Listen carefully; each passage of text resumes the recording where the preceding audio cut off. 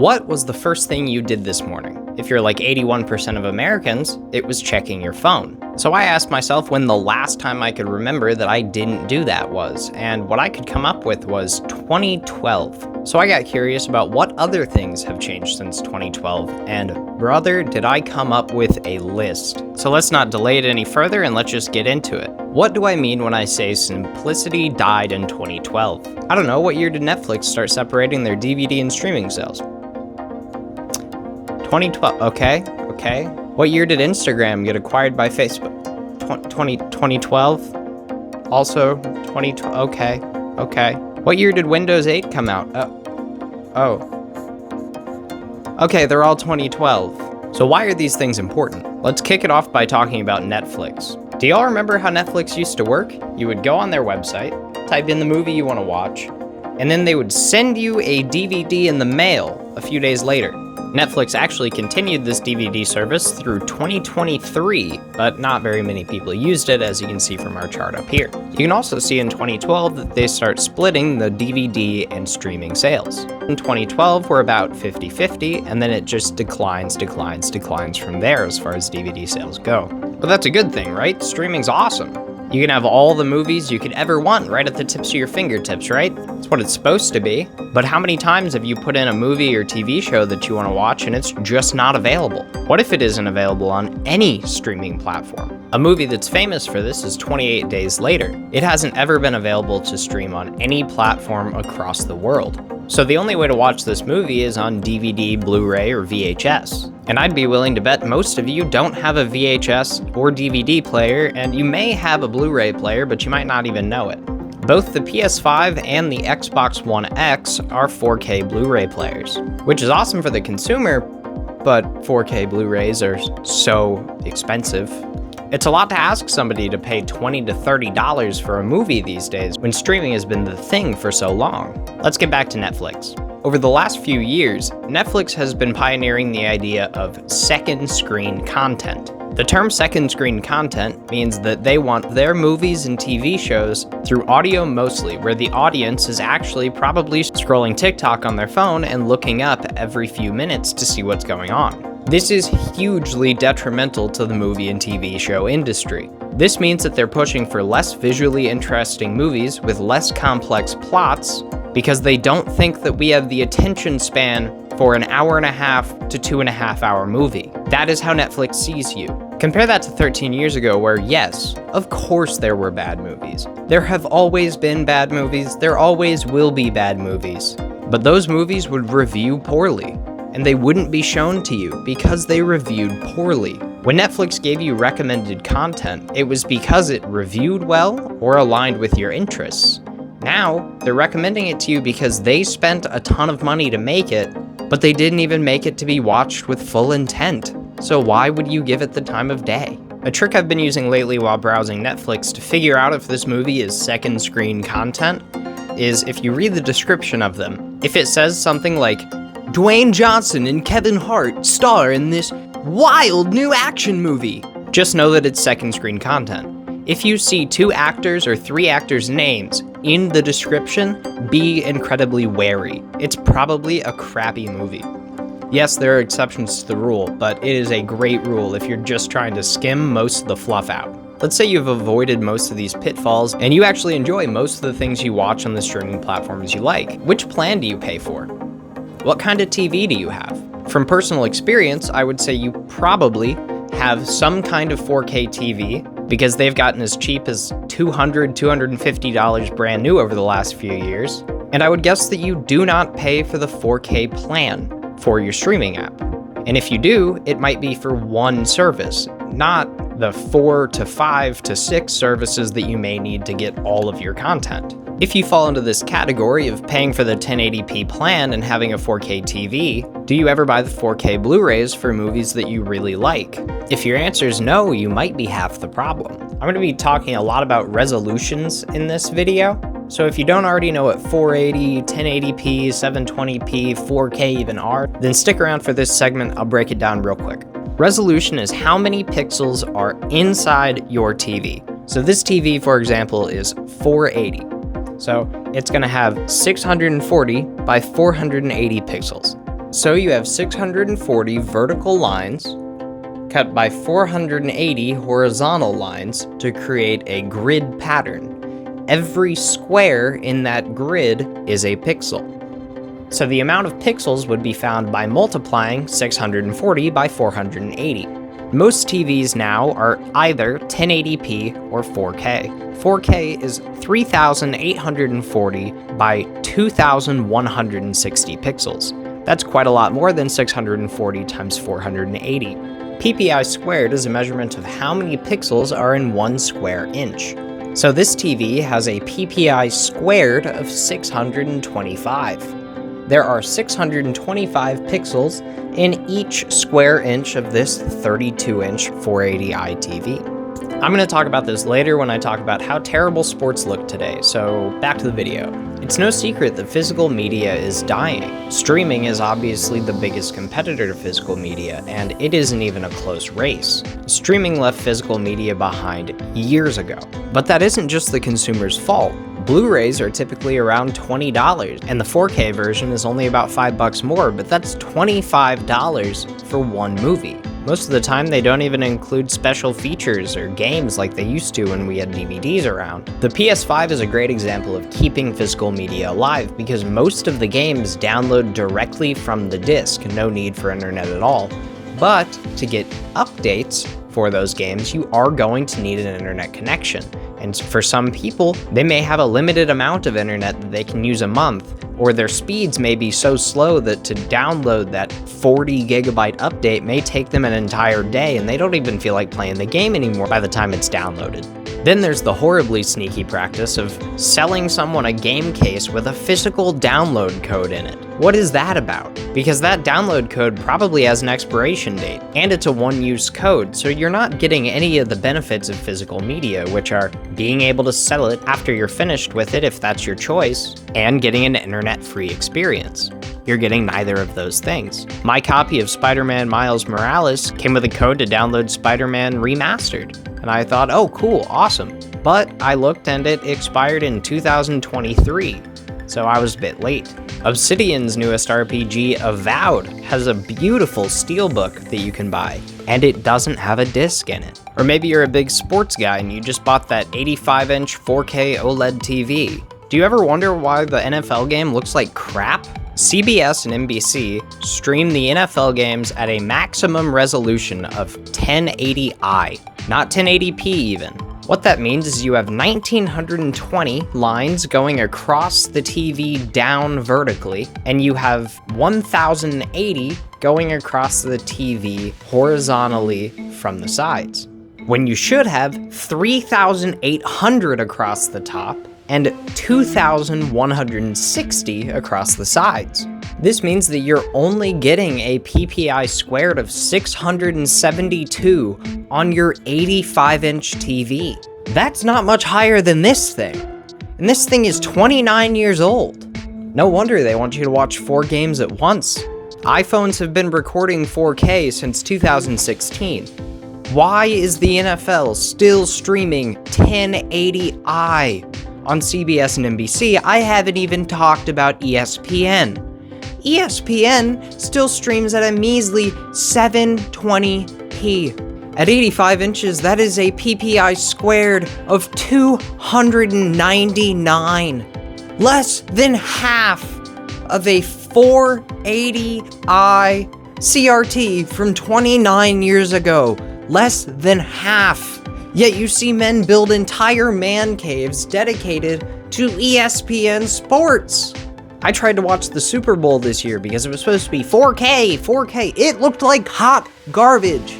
Absolutely hot garbage. And I have a 70-inch 4K. I can't imagine what it looked like on an 85-inch. I'm sure you could see every pixel on Kendrick Lamar's face. And don't even get me started on streaming compression. Netflix's maximum bitrate for 4K plan subscribers is 16 megabit per second. That's only 16,000 kilobits per second. I upload my YouTube videos in 80,000 kilobit per second. Compare that to the bitrate of 4K Blu-rays, which typically sits around 128,000 kilobit per second, or 128 megabit per second. Reminder that Netflix is 16. So even if you are paying the crazy prices for these 4K plans, you may only be getting an eighth of the actual quality of the video. And that's assuming your internet supports it. I think I can get off Netflix for a minute because I think I've beat this horse almost to death. Windows 8 launched in late 2012 and made Windows look like it was made for toddlers while being so convoluted that even tech geeks were scratching their heads on how to navigate it. Things that were easy to do in Windows 7 might take 3 or 4 times as many mouse clicks or keystrokes in Windows 8. Luckily, it didn't take long for them to see the error of their ways, and they launched Windows 10 in 2015. Windows 10 took Windows 7 and Windows 8 and made a little baby called Windows 10. You got Windows 8 when you press the Windows button, but otherwise it looks like a very standard Windows experience outside of a few modern alterations. Windows 11, on the other hand, for some reason decided it was going to take us backwards in time. Despite looking visually similar to Windows 10, Windows 11 seems to just take the functionality of Windows 10 and move stuff around a little. Sure, they added some implementation for AI use, and I'm sure they changed some other things that I don't need to go into in this video, but for the modern person, it was just kind of like, hey, why'd you move my stuff? I think it's because everybody feels the need to change all the time in our current technological era. It doesn't matter if it works, make it better. And better isn't always better in the eyes of everyone. Does your phone really need a major operating system update every 2 or 3 years? If it didn't, would the new phone you get at the end of your 2-year contract feel new? I'm honestly surprised we haven't seen a Windows 12 or 13 because I was expecting Microsoft to follow in the path of Apple and many Android developers and try to market these as generations of laptops that people should be upgrading and buying on a plan. This is not a business idea. Please don't do this. I like my desktop where it's at. I've learned Windows 11. Microsoft, if you announce a new one, I just don't want to learn a new thing. I love learning things. I absolutely love learning things. But when you take my bones away, the structure of my learning, that hurts all my other stuff. That hurts all my productivity for everything, because now I have to learn this whole thing before I do anything else.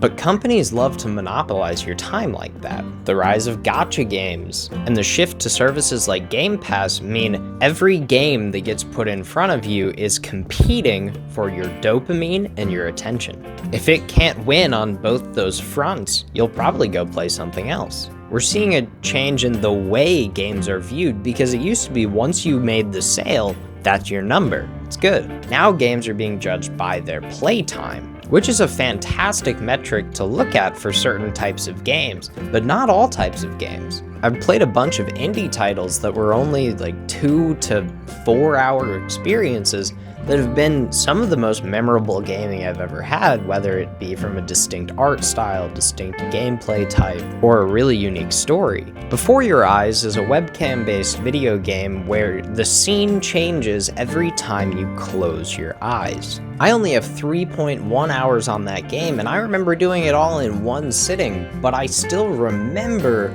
that mechanic and that feeling of playing that game so well because it was so different. It was so awesome.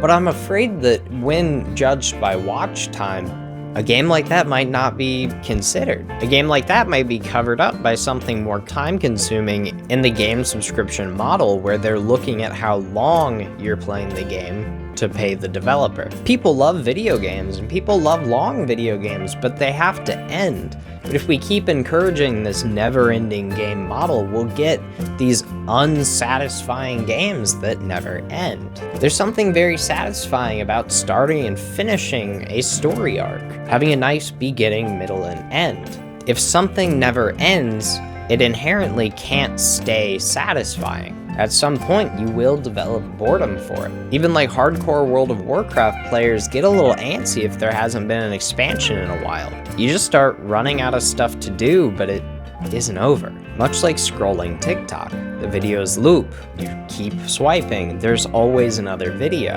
Unless you have the reins pulled in hard on yourself where you can pull yourself out of that and say, this is the end, that was a good video to end on, you may just lose an hour of your day to it. Let's get into social media, the real meat of this video. I think what most people mean when they say they yearn for a simpler time is that they yearn for a time without social media. Now that we have social media, that feeling of FOMO or keeping up with the Joneses, or just an overall feeling that you aren't doing enough with your life, stems from social media. What do I mean when I say keeping up with the Joneses? Not everyone has heard that expression before. Keeping up with the Joneses is a term to describe a situation where you are enviously looking upon your neighbor. And before, it only really applied to your neighbors and the immediate people in your circle. But now that social media is such a ginormous thing, everyone is a Jones. People put out this edited version of their life and put it out to the world. They might use filters on their face. They might edit their videos a lot. They may take 100 different pictures and only post 2 of them. Their goal is to make you look at them and go, wow, I want to be you. Your life looks so cool. I wish I had the Bugatti and a yacht. I'd be happy if I had that. But it isn't that at all. Come on, guys. Or at least it shouldn't be, because these are insane expectations for yourself. Not everyone has the opportunities that those people had. So why do I think social media killed simplicity? Our bubble of comparison has grown exponentially over the last 13 years alongside the growth of social media. Part of why I started a YouTube channel is seeing how young Windigoon is and how I've watched his whole video catalog. You don't have to be in this space for a long time to get somewhere. You just have to be worth watching. And that's been a driving force behind me making these videos. And that's a good thing. However, if I were to compare it negatively, I could go, wow, he's only 2 years older than me. I could never reach his subscriber count by the time he has. And that's not even talking about child YouTubers or teenage YouTubers or teenage TikTokers that make insane money and drive Lamborghinis and Bugattis and all these insane cars, and they go to all these crazy places, and it's all probably rented, and they're lying to you. They don't own any of it, because why would they? The trend is this long. They don't have to own it, they just have to show you that they can sit in it, they can have it. That's all they have to do to make you go, oh, I can't do that. I have to go to work at the gas station tomorrow. Or you might even have an awesome life and still compare yourself to these fake people. Everything is an act. My videos have so many freaking cuts in them because I talk like an idiot half the time. And I mumble my words and I slur my words together sometimes. Or I just say the wrong darn thing. And that's okay, because that's how I'm choosing to edit myself and put myself out into the world. You guys don't want to watch a 2-hour version of me looking at my thought board every few minutes to figure out what the heck I was even talking about. Nobody wants that. So yeah, editing yourself makes a ton of sense, but the way these people do it, especially when it comes to the facial filters and stuff, it's giving people insane expectations. Oh god, and body filters, this whole BBL trend, and also just cutting out ribs with Photoshop. It's an insane expectation. It's okay to look normal. Like, this is a belly. Oh no! Oh no! It's fine. It's fine that you have a belly, or it's fine that you have thighs, or weird toes, or something. It's totally normal. Everybody's got something weird. There's a reason social media people don't show everything about themselves. If they showed the part where they cried for 3 hours because they couldn't think of an idea, you wouldn't probably respect them a whole lot, because they're crying about how hard their job is when you actually have a real fucking job. Keeping up with the Joneses and FOMO go hand in hand. If you don't know what FOMO is, it is the fear of missing out.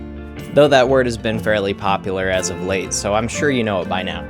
With everyone posting all the time and showing off all these crazy activities they do, or parties they go to, or clubs they get into, you might start to get a feeling where you feel left out for not being there. And of course, seeing an event that you're not at is the simplest way to apply FOMO, but it might even just be seeing people goofing around with friends and then looking around your empty apartment and realizing that you don't have any of those. Or seeing someone getting ready to go to a concert on the other side of the country that you could never even go to beyond your wildest dreams, but somehow you still feel like crap because you're not there and you see other people having fun. I imagine this feeling hardly existed before social media. Sure, you could see concert pictures, or somebody could tell you about how an event was and how, oh my gosh, stinks you weren't there, you really missed something awesome. But in the age where everyone has a camera on them, everyone can show you what you're missing out on all the time. But if everyone tried to do everything they saw on social media, they'd die, either from stress, danger, or self-inflicted. It's all just too much to do. No one has that much time in a day. These goddamn grind set TikTokers are a huge part of the problem.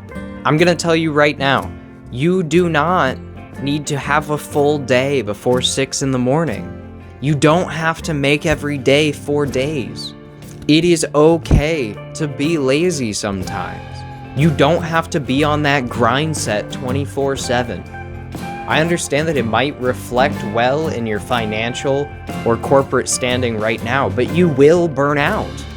You absolutely will burn out. I don't care how strong you are, how many coffees you can drink. It does not matter. If you are getting 4 hours of sleep a night and working yourself to death all day, you're going to collapse.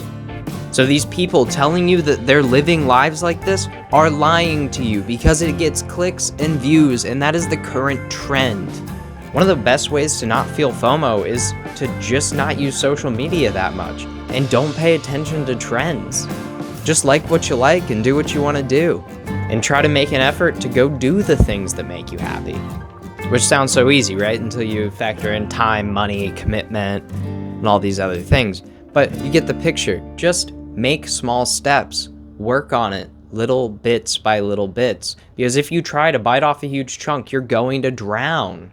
Going back to the intro, why do you check your phone every morning? What are you looking for in your phone within those first 10 seconds? I think it's validation. You're looking to see if anyone has liked your post or your comment, or replied to the text you sent kind of late last night. But if you can find ways to wake up and validate yourself without the use of social media or technology, you'll be happier. But that choice becomes harder and harder to make every day. There's more and more allure in that phone every single day. Thousands of people join the internet every single day. There's always someone new to talk to, always a new video, always a new viral TikTok dance, always a new trend. But keeping up with those and the people doing them is not going to grant you guaranteed happiness. And in a lot of cases, it actually leads to severe depression. I have had an eating disorder for the last 3 years, and every day is a struggle for me to finish meals. And I can't stand here and say that social media had no impact on it. I've never been incredibly fat, I've never been incredibly skinny, but I felt horrible about myself for a lot of my life. I was on Accutane for a little while, and luckily my acne never came back, but I am constantly comparing myself to the people around me and the people on social media. It's something I'm working on, but it is very difficult to break that habit. And I would argue that that habit wouldn't exist or would hardly exist if beauty standards on social media were more normal. But of course they're not normal. The internet is obsessed with the highest level of everything. Mr. Beast is a great example of that, and the Mr. Beastification of YouTube. I put 100 boys and 100 girls in this swimming pool. Whichever side can fill up their pool with spit first wins. Or whatever the hell Mr. Beast is doing now. But the concept of people wanting bigger, better, and more is nothing new. Alexander the Great was so great because he was the biggest, best, and most. But as we see with all situations such as this, it will collapse one day, and society will reset. You can only go so big before people stop clicking.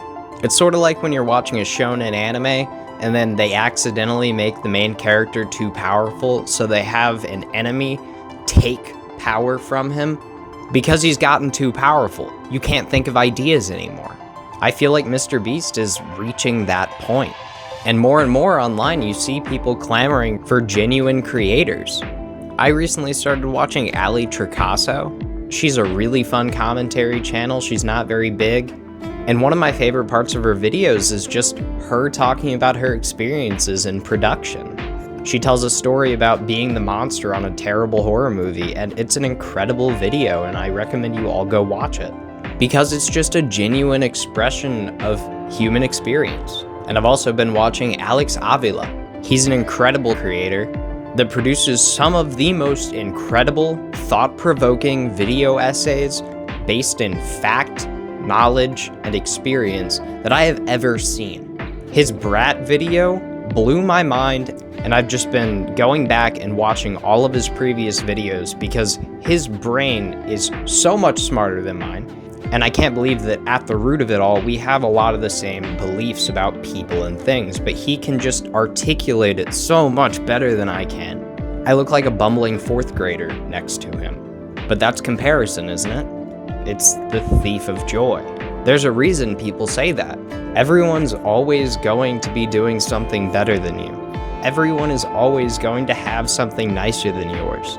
But that's all the more reason to be proud of the things that you do bring to the table. If you enjoy what you're doing, don't let anyone stop you from enjoying what you're doing. If you want to start a YouTube channel, start a YouTube channel. You don't have to be Mr. Beast. Just do what you think is fun. I can't guarantee that it'll work or you'll make money from it, but if you enjoy making it, people will enjoy watching it. So just have faith in that. But if you have no plans to be a YouTuber and maybe you just use social media as a place to post all your memories, what happens if they get taken away? What happens if they decide that your 10, 15 years of photos aren't worth storing anymore? Do you have your memories backed up somewhere permanent? And if I'm giving you a new anxiety, I'm sorry, but you should feel it. So what if none of that bothers you? You're fine with finding another option when Netflix takes your favorite movie or TV show away. You're fine that your sports look like crap. You're fine that you've never seen 4K on your 4K TV. I just have one question for you. Where are your baby pictures? I know that seems like a super silly question, but if you're a Gen Z or millennial parent, there's a chance you haven't printed a photo in years. I don't think that many moms are teaching their kids scrapbooking these days. But how many of you have a scrapbook of your own baby pictures? Or past baby pictures, any memories that you hold dear? Do you print those photos out, or do you back them up to a physical drive that you have laying around? I don't, and I think I'm a fairly techie person. I would hazard a guess to say that almost none of you have a 10 terabyte drive that you back up your phone to once a year so you can always have all the pictures. And sure, you've got iCloud and Google Photos and all these cloud services, but those cost you money. And I'm pretty sure getting multiple terabytes of storage costs a lot of money. It used to be standard practice that when you took a bunch of pictures, you would hold on to them for a while and then take it to Walgreens or whatever and get them processed. We need to get back to some level of simplicity because we're losing things along the way. Baby pictures are just one of the many things we're losing. Video games are another thing. There are completely lost video games that just only printed a so-and-so number of cartridges or discs and then didn't get distributed well and have died, and nobody backed them up to the internet. I mean, lost media has been a term for a long time, and it's only going to grow and grow and grow as streaming and cloud storage and all these seemingly super useful things are around because people will trust them. Of course they'll trust them. They're supposed to. That's what they say you should do. But then you go ahead and you trust them and they shut down like Google Stadia. People put hours and hours and hours into playing games through Google Stadia and then it shut down. People were developing games for Google Stadia and then it shut down. They were given weeks notice for this. All right, we're back. I'm in a different hoodie. I had to do some research on Stadia because I didn't use it personally. Turns out Google actually did give refunds for most Stadia purchases. However, they did not refund subscription purchases through their Stadia Pro plan. which does prove my point about subscriptions being a huge gamble. Players were given their money back for games, and they had their ability to transfer their save files, in most cases, to another platform, which is awesome. But for the games that don't support that, and for the people who were using the subscription service to pay for the games, they're completely out of luck. Let's say you were playing 10 games and they all cost between $30 and $60. So you're spending anywhere from $600 to $300 to recoup those games to get the same experience you were already paying for. And not everybody can drop $300 to $600 on games when you only have 3 months notice to either make it happen or Stadia shuts down. If in 5 or 10 years iCloud decides that they're gonna hike up the cost of their subscription so that the average person can't afford enough storage to store their life in the iCloud, what's gonna happen? Are people going to actually get into physical media backup? I find that hard to believe. So if you have pictures of memories that you'd like to hold on to, get them out of cloud storage. Get them on a hard drive or 3 and have them all in different places. Because data is difficult, and if you have a hard drive fail that has your life on it, you're gonna be kicking yourself. So try to set up at least 2 if you can, and back up everything that means something to you. Or better yet, just get them printed and start scrapbooking. My sister does scrapbooking, and her scrapbooks are so cool and so cute. And yeah, it takes her more time to put together a scrapbook than it does to put together a pic collage on Photoshop or something like that, but it means something more, and you can put it on your shelf, and when people come over, they can open it up and they can see what a chapter of your life looked like. And yeah, you can do that on social media, but who's to say they're always gonna keep the 8-year-old photo of you by a lake? Companies are beginning to realize that long-term data storage is expensive. Twitch will be limiting its stream archive to 100 hours per user now, which 100 hours sounds like a super long time, right? But some of these professional streamers stream every single day for up to 16 or even 24 hours a day. So everything these people are making on Twitch will be recycled every 4 to 7 days or so. The speedrunning community in particular is going to feel this. Official stream running records are kept based on Twitch archives. This ensures that all submissions are without cheating and performed by the applicant. So if a run takes 12 or 24 hours, a person might only be able to hold 4 or 8 runs at a time. Or if you're just a casual streamer who likes to maybe stream a couple times a week and then edit your footage on weekends, you'll have to be much faster about getting to your videos before they're gone. What if Instagram or Facebook announce that they'll be doing the same thing in the next few years? It isn't so hard to wrap your head around. Some accounts on Instagram have been posting for a decade straight multiple times a day. How many terabytes of storage do you think they're taking up on Facebook servers? That data costs money, so they can either make money from it like they're doing now, or they can charge you for it. Those are really the 2 options left when it comes to long-term data storage, and neither are very consumer-friendly. But it's a hard truth we're all going to have to face in the next coming decade. Phone cameras are going to get better, so pictures and videos are going to get larger, and hosting them is going to cost more for the companies doing that. We have to prepare for this and keep it at the top of our minds, so in 5 or 10 years, when it inevitably happens, we're ready for it, and we can save all these snapshots of our lives, because otherwise they will go away. Speaking of going away, let's talk video games and DRM. I'm sure you've all heard the term before, but you might not know what it stands for. I didn't, I just had to look it up. DRM stands for Digital Rights Management, and it's often held in blame by gamers as the reason they won't buy or play a game. The reason why digital rights management sucks is that for the game to open, the game has to verify with an online server, yep, I'm real, which is fine, it's for protecting piracy and that's not why gamers are mad. The issue is that if you try to play the game without internet, it does not work. You'll get some kind of error saying, can't connect to internet or couldn't verify license or something like that, and then be booted out of the game. If these were only present on online-only multiplayer exclusive titles, then that wouldn't be so big of an issue, but they're present on single-player games. I remember lugging my Xbox One to my friend's house, and I popped in Skyrim. I had the disc inserted, but his Wi-Fi was down, and I couldn't play Skyrim. A completely single-player game from the Xbox 360 era re-released onto the Xbox One. Games that you can't play without any internet connection cease to be games if internet ever dies or changes. We had dial-up internet as recently as 20 years ago. Is it so insane to think that in another 20 years, we may move past Wi-Fi altogether? In the case of that event, all of our Wi-Fi devices will be obsolete. All of them will just be e-waste ready to be disposed of. And many of these Wi-Fi only devices have no back doors, no override function, no manual mode so you can switch them in to do certain functions without Wi-Fi at all. Over the last few months, I've gotten so into nostalgia products like video games I saw in magazines when I was a kid, or these old TVs, and the way everything just works after all these years is insane to me. I have a TV from 1983.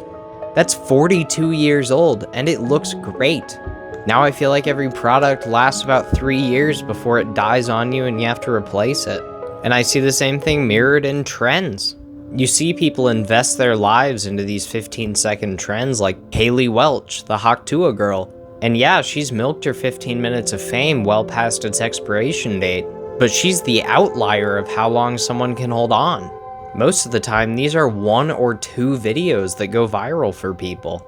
Yet when you ask children what they want to be when they grow up, they say they want to be YouTubers and social media stars, because it's what they see and what they idolize. And half the time, these people aren't even real themselves. They're using body filters and face filters and sometimes even voice filters. Sometimes I feel like authenticity died alongside simplicity in 2012, or maybe it never existed. It's hard to tell where the character stops and the person begins. As people get more and more invested in their social media profiles, as it becomes easier and easier to grow on social media because there are just so many more people, it's important to find a strong sense of self, lest you fall victim to the plight of performance. We think we're so smart and we're so future-proof, but things are moving faster than anyone can comprehend. 13 years ago, AI was a scientific fiction concept. Now, it's on your phone, and you probably interact with it every day because every time you go to Google something, it lies to you. Seriously, if you haven't, actually follow the sources Google lists when they give you that AI transcript. It will be wrong so many times. My college used AI to create an assignment for me, and I was asked to research one of the pieces of data from it. And when I went to find it, I found that it was attributed to an entirely different CEO within the same space. And it just kind of went, oh, that person does this and this person does that. I could say that he said that. They'll probably believe me. AI will be confidently wrong, often. And yeah, I'm sorry, I had to get into AI a little bit, guys. It's a video about simplicity, and that's the least simple thing possible, even though they'd love for you to believe it's just a talking robot. The more people that use these AI chatbots, and I'm guilty of it, the more it's going to learn, which some people can see as a good thing and some people can see as a bad, and I kind of find myself in the middle, but it's who that data is going to. Most of the AI chatbots on the market are run by companies who either directly use and abuse your data, or sell it to other bad actors. And by bad actors, I mean anyone from credit card scammers to Instagram. Because yes, Instagram targeting you with ads is bad. The fact that it knows so much about you that within 4 or so ads, it shows you something that you stop and go, oh, I might like that, is bad. You don't want any corporation to know that much about you, because they will take advantage of that. I didn't think the people who actually shopped on TEMU and TikTok Shop actually existed, but then I met some in real life, and they're just normal people. They see the ad and they're like, oh, I can get stuff for free? Hell yeah, I'll do that. Whereas when I see an ad that's offering something for free, I know that they're going to take something from me. For some reason, that level of tech literacy doesn't exist within the majority of people. During that thing in 2024 where TEMU was found to be stealing people's credit card information and selling it, allegedly, for legal reasons. Even though I'm more inclined to believe the 87 million user reports against one company being accused. And a stinky, fishy, weird company that advertises free stuff every third ad on a YouTube video, it seems. So yeah, I think I'm gonna believe the people on this one. I swear to God, if you heard the "Shopping Like a Billionaire" song during this video, I'm so sorry. I can't do anything about it. I hate it too. I still saw people in my apartment complex getting TEMU packages on the regular. These people are normal, everyday people. They just might not be paying attention to the same sources you are and know the dangers of what they're doing. TikTok Shop is seemingly the same. Why else are they offering you products for almost no money or sometimes no money? At best, you're supporting child labor. At worst, you're supporting child labor and you're going to get your credit card info stolen. And I'm not saying buy from US only retailers. I'm not some yee proud boy asshat. I'm just saying buy responsibly. Use sellers like Amazon, eBay. Meet people locally through Facebook Marketplace and buy used items. This is from Marketplace. This is from Marketplace. This is from Marketplace. These big ol' speakers are from Marketplace, because not everybody knows what they have or have the patience to wait for money, so they might list it pretty cheap and let you pick it up for almost no money. And I promise you, girl, those TEMU clothes are not gonna last multiple wash cycles. And they look like Party City outfits, so like, unless you're wearing them once for a costume, just support a real retailer. At least that way your credit card info will be safe. Or your biometric data. Or your phone call history, or any other number of metrics that TEMU or any other app might ask of you. When you accept these permissions on your phone, be mindful of what you're accepting. The Candy Crush clone does not need access to your call data and microphone at all times. Neither does TEMU. And I'm not accusing them of either of those things because I've never downloaded TEMU, but they have been shown in articles to have asked for excessive permissions. So your data is the new commodity. Many social media companies have updated their terms of service over the past few years, quietly within updates that most people won't ever read through because it's so long, where they are taking control over your data. E.R. Burgess, a writer for The Medium, went through the late 2024 update of the Instagram Terms of Service clause and found a few particular things. First, he found an arbitration clause, which is an agreement to limit users' ability to pursue claims in court or participate in class action lawsuits. A notable example of this was the wrongful death case on Disney Springs property, in which Disney tried to leverage the arbitration clause in their terms of service because they had once had Disney Plus skirting the death of a human being because of an arbitration clause in Disney Plus. We are truly living in the dystopian future. The fact that Disney was able to pull this and the world didn't set ablaze is proof that these clauses hold weight in court, and it's proof that they will dig deep into their records to fuck you. In this case, a woman with a severe dairy and nut allergy dined at a restaurant on Disney Springs Resort property. When she ordered, she made it very clear that she had a dairy and nut allergy and was told that all the food that would be brought to her would be dairy and nut free. Within an hour, she felt her throat closing up and she injected her EpiPen to try to counteract the allergic reaction. Later that evening, she passed away in the hospital. Later, her husband put together a case to sue Disney for $50,000. $50,000. If you don't understand why I'm saying it like that, $50,000 in the world of legal reparations and lawyer fees and stuff is chump change. That's almost nothing for the life of a woman, a doctor at that. However, Disney decided to leverage the arbitration clause in a several years expired Disney Plus agreement to attempt to skirt paying $50,000 to make this man's life a little bit easier, who just lost his wife. As far as I can tell, Disney has backpedaled and reversed that decision to stick to their arbitration clause. But with that decision, they did not say, and we'll pay you your money. That decision still lies in a court of law. And Disney is supposed to be the happiest goddamn place on earth.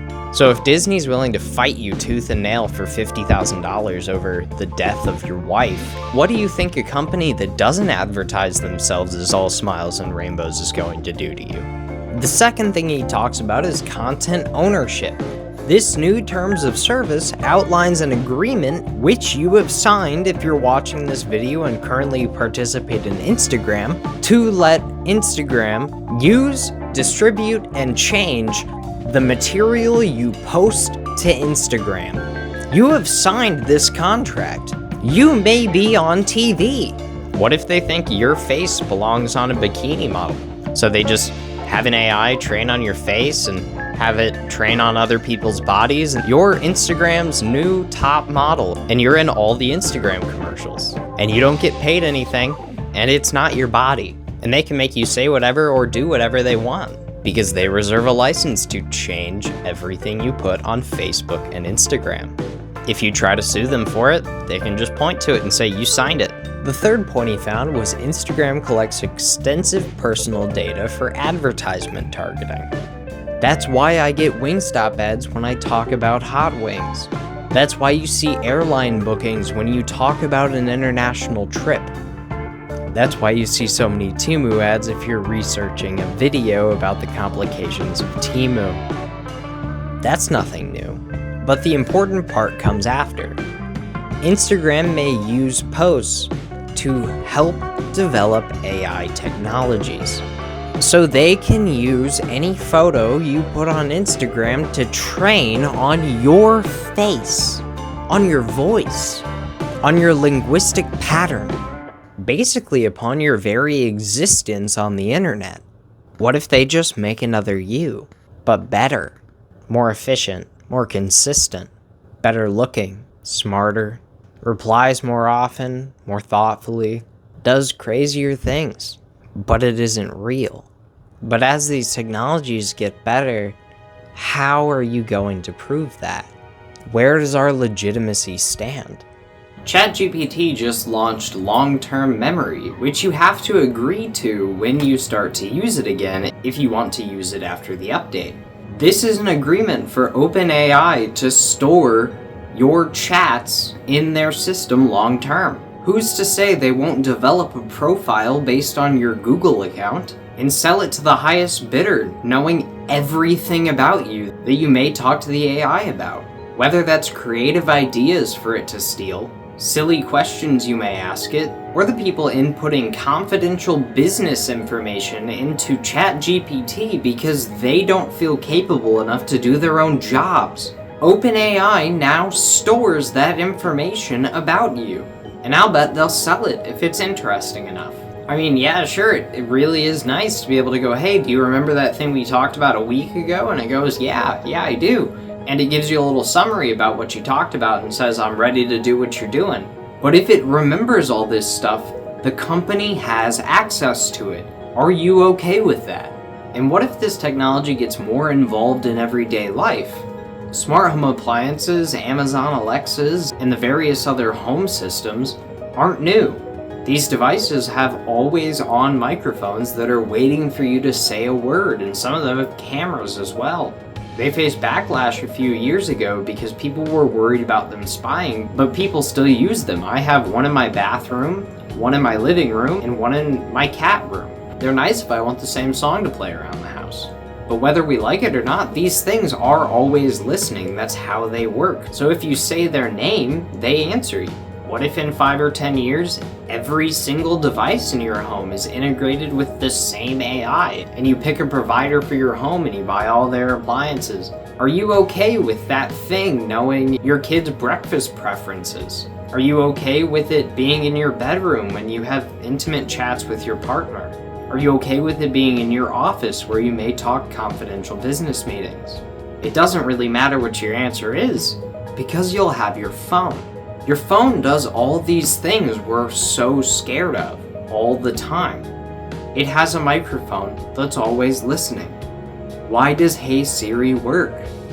Because she's always listening. It's not like the circuit can hear the words Hey Siri unless it's energized, so it's always listening. I always get a little scared when I say to a person in real life, like, oh dude, I've been craving buffalo wings all week, and then the first ad I see on Snapchat is a fucking Wingstop ad. I know what you're doing. I see you. I don't even have a Wingstop within 50 miles. That's diabolical. How dare you? However, people were so quick to tell people to get rid of their Amazon Alexas or Google Homes or Apple HomePods because they say that they're spying on them, when your phone already does all that work already. So unless we see data protection legislation in the next few years, our data will continue to be a loose commodity attached to our names. Did you ever think about your data 13 years ago? Outside of hearing about a hacker, or maybe you knew about Trojan horses or any of the other early computer viruses, was that even a thought? I'd like to think not. But as technology gets better and better, it's top of mind for more common people all the time. Technology has brought on simplicity in ways we could never have thought of in the past. Being able to describe the type of picture you'd like and to get 5 outputs in less than a minute is insane. AI-generated art is incredibly fast, but it's also theft. Art is a form of human expression. AI cannot exert human expression. It can only copy it. That is its nature. Because what we know as AI today is machine learning. What does it learn from? Humans. It learns by looking at what we create and making a representation of it. So it is all inherently theft. It is the theft of human expression. Sure, you as the human tell it what you'd like to see, but it fills in all the details.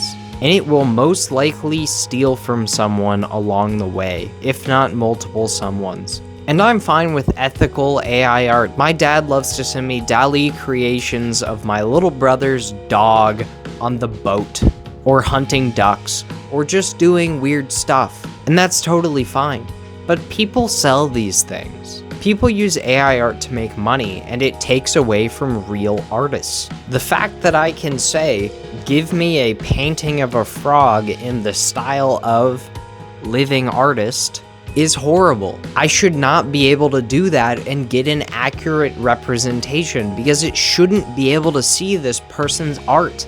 They claim time and time again that they cannot see this person's art, and it will not train on this person's art. But then you go and you watch the interviews with OpenAI executives and they say they've trained it on public information. What data was used to train Sora? We used publicly available data and licensed data. So, videos on YouTube? I'm actually not sure about that. Okay. Videos from Facebook, Instagram? You know, if they were publicly available, publicly available to use, there might be the data, but I'm not sure. Yeah. I'm not confident about it. What about Shutterstock? I know you guys have a deal with them.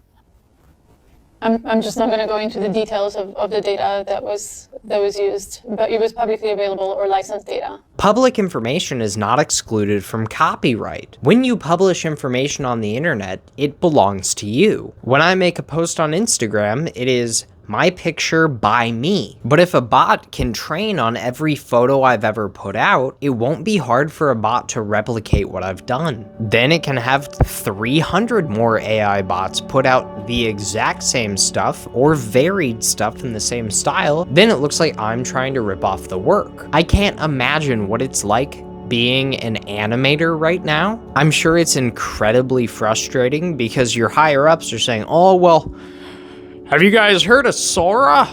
I heard Sora's pretty good. You guys could probably use Sora for the backgrounds. Why don't you guys just use Sora? Because it stinks. Yes, it's getting better, but it's getting better because it's learning from humans how to be better. Anyway, that's my stance on AI and art. I think it's theft, and I think it fucks up the entire concept of art. I don't have any influence or pull in the space, so I couldn't really get like an AI expert or anything. So I just interviewed my dad.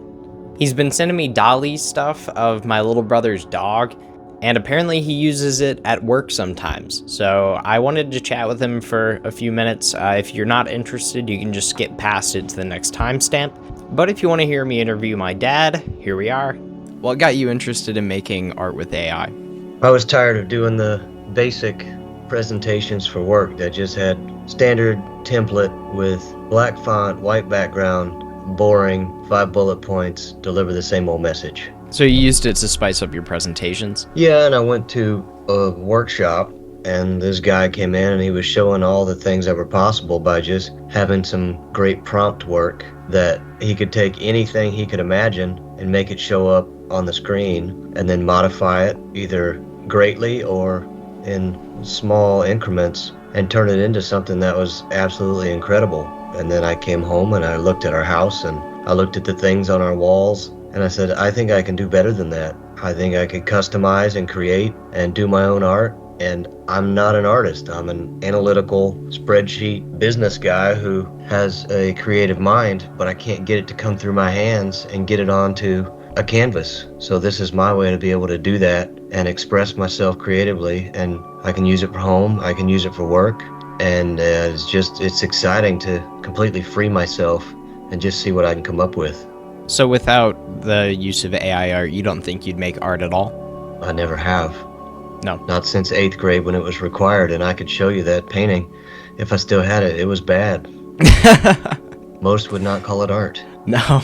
And my mom still has the clay ashtray that I made her in 4th grade, because that's what all 4th graders made in that time period, is we made ashtrays for our parents, and you could say it's not really art either. Different times. That's right. Hopefully kids don't make ashtrays for their parents anymore in art class, in school. Yeah, I would hope not. Yeah. So you like doing it for fun as well. Like I know I mentioned earlier that you like sending me photos of Leo. Yeah, I do. I think it's a way to unwind at the end of a day, or if I have some time on a weekend, I can think about something I want to do, and I can take either a base image or a base concept, either modify it a bit or get absolutely crazy with it. I like the theme element of it, where my other son is moving into a college apartment and he's got this awesome English Labrador Retriever he's got this beautiful white coat. He's 100 pounds and he's an awesome dog, and we could decorate his entire plates with all kinds of insane images of Leo the Roman Emperor. He could actually be a dog playing poker. He can surf, he can drive a boat, he can snowboard, he can do anything he wants. And all I have to do is think about it and do the right prompt, and it does it. And that's really fun to be able to do. And then I can just send it somewhere, put it on a cheap canvas, throw it on the wall, and you've got a theme. You can do 30 different ones and then narrow it down to the 4 or 5 that you needed and send it somewhere, have it printed, and no one will ever see that same thing again. I mean, you've probably seen it. You walk into a college house, a college apartment, and you see the same things on walls because it's popular and they're mass produced. Nothing I generate anyone has ever done before or will ever do again unless they hack my account. Okay, so it's more about getting the exact thing that you want. Yeah, it's unique. I love it. I'm sure somebody will ask, where did you get that? I say, I made it. There's a conversation starter. And they say, you the spreadsheet guy, you made that? I say, yeah, sure. You want to make some? Come here and sit down. Let's do something. Do you have anything to say about, like, if you were to just have the art commissioned by, like, an amateur artist? Yeah. In my experience, when you go to have that done, you're paying a ton of money because these people are skilled, but it's not as good as what I can have AI do for me. Do you think there's any problem in that? No, because I think there's always going to be people who value that and want that, and those artists will find outlets for it. But it is going to I mean, it's drastically changing the graphic design world. If I were an 18-year-old graduating high school and you're so excited because you love art and you're going to go be a graphic designer, I'm not sure what your job is 4 years from now when people like me would not commission an outside agency to do graphic design work when I can do it myself. And that's just evolution. It's what happens in business. How did people like the robots in the 1940s when they started working the assembly line? But now it's just a part of what we do. And there's still plenty of jobs out there if you look at the unemployment rate. So we evolve, and this is a huge driver of the next. It feels like a revolution, but over time it's an evolution. Do you think that changing the ceiling for amateur artists like that, they might not measure up to what you can create with text-to-image output? Do you think that changing that ceiling could deter potentially talented artists from ever starting in the field? It could. From my experience, I think most artists do it because they love it. And any artist who says, I'm going to become an artist so I can get rich, has a false grip on reality, because very few of them do. So they're doing it because they love it. In many ways, it's therapeutic for them. Just like, how many people do you know who play guitar, who will never make a dime playing guitar or singing? And you tell them you're never going to make any money playing guitar. They say, that's okay, I love playing guitar. It's hard to make a living as an artist, that's for sure. You think that the passion for the art will shine through for the people who are truly I think that's why committed. People do it.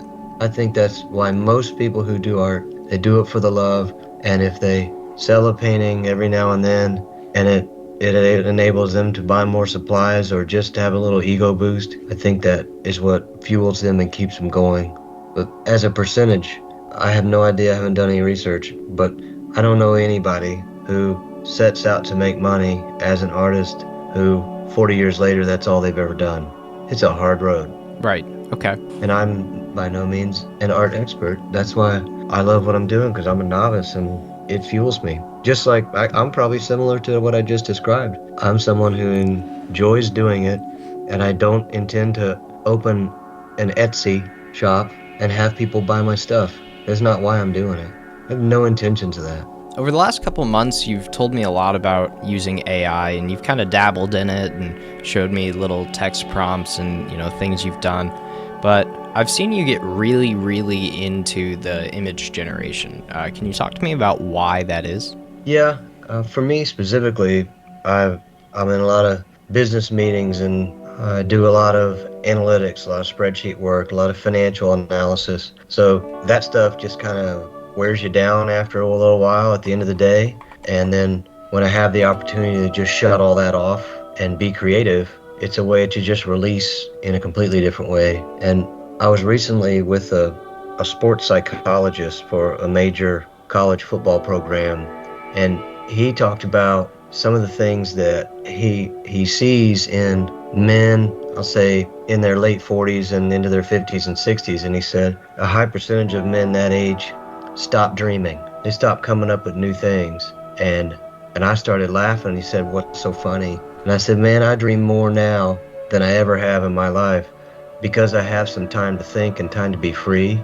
And this is just one of those examples of, I could sit here and say, I'm within 10 years of retirement and I'll just ride this thing down until it's time to walk out. Or I could lean in and grab another gear and I could just do everything I can to stay on the cutting edge as long as I can. I haven't learned this much and been this excited about something new in quite a while. So I'm just leaning into it, seeing where it takes me until I figure out the next thing I need to go learn to keep myself sharp. I don't think I have a whole lot else for you. All right, well, I'm curious to see what you do with it, man. That was a fun discussion. Yeah, definitely. All right, we're repping the Creepcast merch, guys. I'm a huge fan of Creepcast. Isaiah, Hunter, if either of you see this video, just tell Hunter I know what he did in Georgia in the summer of 2018. So let's unpack that a little bit. My dad strictly stated that he intends to continue using AI for personal use. So I really have nothing against it. However, the situation like he described, in which people create AI art and put it on Etsy, is dangerous if not properly disclosed. Etsy's long been a site for homemade goods. So if art is being marketed on Etsy as homemade art, or prints of homemade art, Because as you heard, in his definition of AI, every creation is his. And I imagine that's a message he's carrying forward from meetings he's been in about AI. So this is how Gen Xers are treating AI art. They are personal creations. And sure, if the end result is a happier customer, I guess use AI art all you want. But I think there needs to be disclosure. Within just a few minutes of looking, I found these two listings on Etsy that do not mention AI anywhere. But they both have the exact same description, and they both offer unlimited revisions. A real artist will never do unlimited revisions for you. Not unless you pay them every time, because that would be insane. It's also just very clear to see that they are AI art. They couldn't even get the girl on top of the dog. Come on, guys. Then I did a little more digging and verified my claim directly from Etsy's handbook that you are perfectly fine to use AI, but you must tell people that it's AI. So both these users are in violation of Etsy's terms of service, and I see nothing being done about it. And if you look through Etsy, there are thousands of these pet portrait accounts. How lucrative can this market be? My biggest issue with all these is that they are all the exact same thing. None of them offer anything unique. If they were all in a distinct art style and offered something unique, they would be adding value to the market. But this is crap. It's all the same Pixar-esque, but in the uncanny valley, and it's never exactly what the person asked for, and they can't make it get exactly what they asked for. So everyone just gets this generic picture. I can't imagine how many boomers this would fool. Like, this shit is changing way too fast for them to keep up with. Tech literacy is lower than it needs to be compared to the rate we're evolving at. If we don't teach people of all generations how to use the internet and how to interact with these tools, they're just going to keep getting more frustrated and disconnected from the world. The proliferation of political AI smear campaigns. What was that? And I hung up. Nuh-uh. I can still hear it. I can still hear all the cringe. That is not true. Well, for example, On both candidate Biden and candidate Trump were obscene. These are getting so scary good, especially the voice ones at this point, where if it has enough to train from, like years and years of political speeches, they can get very good at copying things. So people just post a generic other photo or AI-generated video alongside these AI-generated voice messages and make these candidates seem like utter fools, which I'm not arguing that they aren't. I don't think either side brought their best to this past election at all. But I'm not here to talk politics. I've already done the duty of offending Fortune 500 companies today. Don't need to get on the bad side of either political party. Regardless of my political stance, you can see why fake words put into the mouths of political candidates could be a complication. If you go to your grandfather or grandmother's Facebook and you scroll through the things that they've interacted with, I bet you'll see some AI art that they believe is real, or some advertisement. There was that awful thing where that lady got scammed by the guy posing to be Brad Pitt using some, albeit pretty poorly generated, Brad Pitt things, but it was enough to fool this lady into giving him her life savings. People are telling each other not to say hello on the phone anymore, to wait for the other person to begin speaking so you know that it's not someone recording your voice, because all it needs is a couple of words to get your voice pretty well pat down. So we're indeed moving into scary technological times. Your online identity, which has been yours for so long, is being taken from you piece by piece all the time. When they make it to a point where Sora or any other video generator is complicated enough to keep scenes in order and include audio and keep everything straight, is going to be a horrible day for the movie and TV industry. People will see extras as purely that. No need to hire them anymore, just plaster an AI crowd through there and cause blur. Oh look, there's some people, I guess. Don't worry about the fact that they're morphing into each other. At what point have we gone too far? You can only imagine that this thing that we've only been talking about for a couple of years is only going to get bigger and bigger and bigger. Are we okay if it does that? I mean, they had to hold off the launch of their voice model because even after Scarlett Johansson told them, no, you may not use my likeness for your voice, they went ahead and just used it anyway. You cannot tell me that this clip does not sound like Scarlett Johansson in Her. Hey, ChatGPT, how are you doing? I'm doing fantastic. Thanks for asking. How about you? Pretty good. What's up? Oh, a bedtime story about robots and love? I got you covered. Gather round, Barrett. Once upon a time, in a world not too different from ours, there was a robot named Bite. Hello, I'm here. Hi. Hi. How you doing? I'm well. How's everything with you? Pretty good, actually. It's really nice to meet you. Oh, what do I call you? Do you have a name? Yes. Samantha. I gave it to myself, actually. How come? 'Cause I like the sound of it.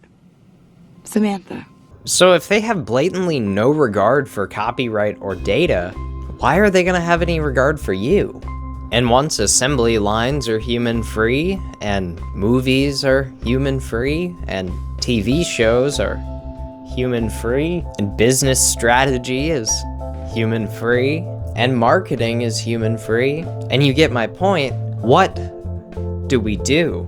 What's left as human jobs? Because yes, as my dad said, he doesn't mind replacing a graphic designer with AI.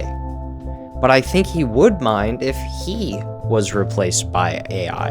And I don't think he realizes that accepting the legitimacy of one is accepting legitimacy of the other. They aren't very good at math today, but they do come up with and know all the standard stratagems of business. If you ask it business management questions, it knows pretty well how to answer you because it has read all those textbooks that are published online. So once they have the numbers figured out, why don't they just create a business robot that does an entire department's worth of work? Is it still a good thing? But another point that we talked about that makes a lot of sense to me is when he said he would never make art if it wasn't for AI. And I believe him. I've never so much as seen the man doodle. I'm not particularly talented at art either. So the idea of using my words, which I'm much better with, to create art is very alluring, and I see the appeal. I just think there needs to be more conscientiousness and transparency around the topic. But now I need to talk about chatbots. Do you remember when you could call a customer service line and a person would pick up? It's becoming less and less common. Filing a complaint on Amazon has become harder and harder throughout the years. Now you have to talk to their chatbot, it will ask you a lot of questions and make you a lot of promises, and then after a while it'll tell you that the case is closed, and they'll probably send you a new item. Which is all and good, as long as I get my new item in the end, right? No, I ordered a set of 10 double-wide jewel cases like this to store my PS1 games, and half of them showed up broken, so I contacted the chatbot and it told me, no problem, we'll send you new ones, don't worry about sending the old ones back, it won't be a problem at all. I got charged a month later because I didn't make a return, and I had to go back in the chatbot and tell it, hey, I was charged, and it went, oh yeah, you're right, you were charged. I'll get that sorted out right now. And I got a refund, and then a month later I got charged again, and I had to repeat the process, and they went, okay, now it's resolved. So I was charged 3 times for one item to receive it twice, the first time broken. And you can only expect companies to continue moving in this direction. Dead internet theory is a conspiracy theory that states that all content on the internet is made by and interacted with AI. Obviously, this is demonstrably false, because I did not use AI to make this video, and I'm sure you've seen other videos that are not made by AI. Though it does prove useful as a thought experiment for how the future could be. The recent historic POV trend has shown how people with meager consumer tools can create these insane things that look very realistic even today. Just imagine 5 or 10 years down the line once this technology gets the legs to mature. When that does happen, dead internet theory doesn't seem too far off. Humans are inconsistent people. We mess up, we bumble, we mumble. So we have to edit our stuff down or just be perfect performers, and not everybody's gonna be that, but every AI will be. How do you compete with a perfect performer who never sleeps, never eats, never runs out of ideas? So why did I choose the word simplicity specifically? I think it's a combination of all the frustrations I've vented in this video. When I think of a simple life, I think of a life with less comparison. I think of a life with less wants, less need for a constant dopamine rush of someone liking my comment or content or reply. Because now, whether we like it or not, this stuff is baked into our society. If you're not on Instagram or not on Facebook or not on LinkedIn, you might not be a successful professional. You might not be successful in the dating scene. You might not be a successful creator. And it's getting very hard where to tell where to draw the line. Honestly, the best response I can hope for this video is that everyone in the comments tells me that they already knew everything I already talked about. I would hope that everything I talked about in this video is common knowledge. But what scares me is I don't think it is, and that's why I made this video. We've watched technology take over our lives over the past decade, and everybody is really, really okay with it, and I think that's awesome because I love technology. But we have to stay conscious. We have to be aware who has our data, what kind of data they have, and why they have it. If we aren't all of those things, we run the risk of losing things. We can be extorted, we can be stolen from, or someone can just take your entire identity. And that kind of awareness just never existed and didn't need to exist before 2012. If you look back on these last 13 years, you can see so many tiny steps, just like an abusive ex getting closer and closer, just winning your trust just a little bit until he's too close and you don't think you can stop him, and he just fucking takes you, you know what I'm saying? And by the time he has you by the throat, aka anyone with your data, it might be too late. I'm sorry for the analogy, but you should be that scared over the way these companies has a hold over you and your data. I think that's all I really have to say today. Just protect yourself online, be smart online, and just try your best to shop from reliable sources. Don't click on sketchy websites, and maybe review your activity on social media platforms and consider, is this worth feeding to an AI? Should I allow myself to be subject to that? Am I comfortable with being in Instagram's advertisements? And you certainly shouldn't be comfortable about anything that TEMU's doing, considering that article we read earlier. I mean, it seems like TEMU knows how your farts smell at this point. They know everything about you. So all I'm asking is that you be conscious while you're online.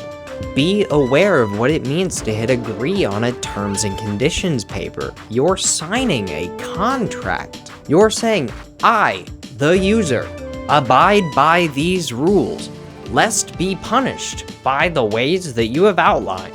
And that is scary. I don't know how to end this video, man. It's too long already. Just be safe online. That's all I'm saying. Maybe read a book.